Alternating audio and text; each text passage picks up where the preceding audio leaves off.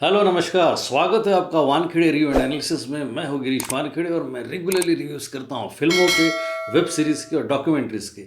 आज की रिव्यू का टाइटल है केट, जो कि American action thriller feature film है और ये स्ट्रीम हो रही है नेटफ्लिक्स पर 10 सितंबर 2021 से।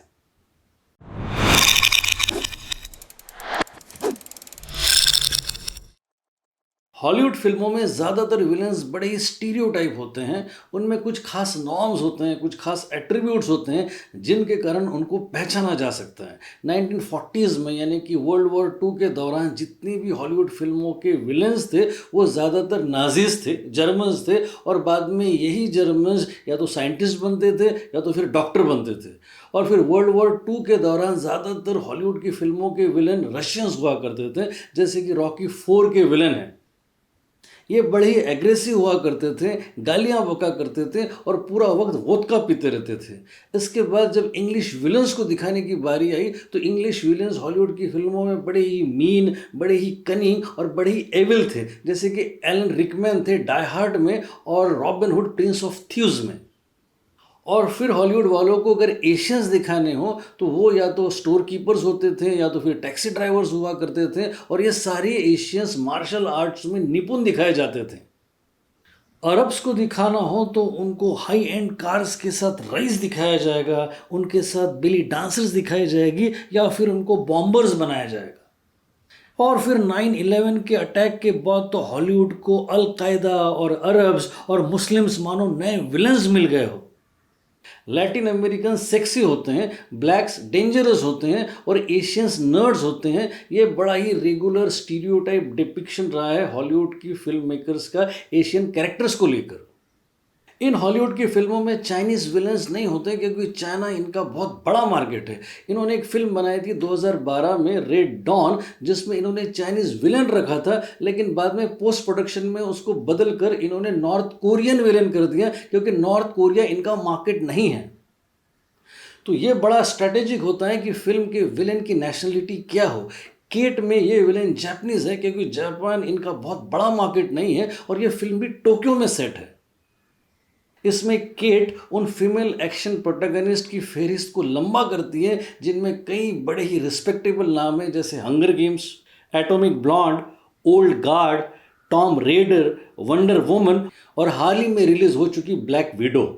केट सेट है जापान में, जहां केट नाम की शार्प शूटर स्नाइपर है जिसे ट्रेन किया है उसके मेंटोर ने, और अब वो जापानीज क्राइम सिंडिकेट के एक बड़े गैंग मेंबर को मारने की तैयारी में है। ये शूटआउट प्लान हुआ है जापान के शहर ओसाका में, और अब केट के निशाने पर शिकार तो है लेकिन साथ में उसकी बेटी भी है, इसलिए केट झिझक जाती है गोली चलाने में। उसका पर्सनल अपने आप के लिए माना गया ये रूल है कि वो बच्चों के सामने किसी की हत्या नहीं करेगी। फिर भी वो ये हत्या कर देती हैं और फिर आत्मग्लानि के कारण वो डिप्रेशन में चली जाती है। फिर दूसरे असाइनमेंट की पहली रात को उसको एक अजनबी मिलता है जो उसके ड्रिंक में पॉइजन मिला देता है। इसके कारण शूटआउट के दौरान उसका निशाना चूक जाता है और उसे अस्पताल लाया जाता है। वहां आने पर उसे पता चलता है कि जिस पॉइजन को उसने कंज्यूम किया है उसके कारण उसकी ज़िंदगी में अब सिर्फ 24 घंटे ही बचे हैं, यानी कि वो सिर्फ 24 घंटों की ही मेहमान है। और इन 24 घंटों में ही उसे पता लगाना है कि उसे किन लोगों ने जहर दिया है। कड़ी से कड़ी मिलती जाती है और फिर उसे पता चलता है कि ओसाका में उसने जिस गैंगस्टर की हत्या की थी, अब उसके पॉइजन पिलाने के पीछे उसी गैंगस्टर के बड़े भाई का हाथ है जो जापानीज क्राइम सिंडिकेट याजुका का एक्चुअल बिग बॉस है। और फिर किस तरह ये खतरनाक फाइटर स्नाइपर अपने आप को बचाते हुए उस बॉस तक पहुंचती है और साथ ही साथ उसको कई सारे सरप्राइजेस भी मिलते हैं। उसकी है ये बड़ी ही entertaining non stop action film जिसकी लेंथ है 106 मिनट्स, और इसमें कुछ खामियां भी हैं और कुछ खूबियां भी। खूबियों की अगर बात करें सबसे पहले तो इसकी सबसे पहली खूबी है अपील। फिल्म विजुअली अपीलिंग है, fight sequences, editing, special effects और लोकेशंस माइंड ब्लोइंग है। इसके डायरेक्टर है सेड्रिक निकोलस ट्रोयन जो कि विजुअल इफेक्ट आर्टिस्ट रहे हैं और वो इस फिल्म को विजुअली स्टनिंग और स्लिक बनाने में कामयाब हुए हैं। दूसरी खूबी है मैरी एलिजाबेथ विंस्टेड। ये है केट जिन्होंने अपनी एनर्जी और अपनी एजिलिटी से इस कैरेक्टर में गजब ढाया है।